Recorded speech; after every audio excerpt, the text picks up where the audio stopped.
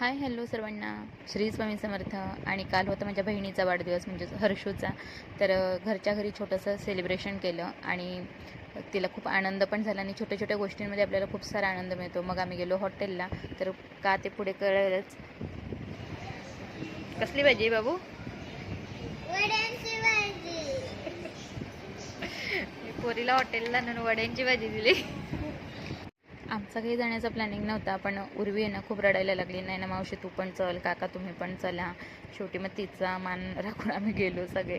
आणि स्टार्टर मागवलेलं मंचुरियन आणि तिला वाटलं का ते वडे दिले. ती बोलते काय वड्यांची भाजी वगैरे मागवले.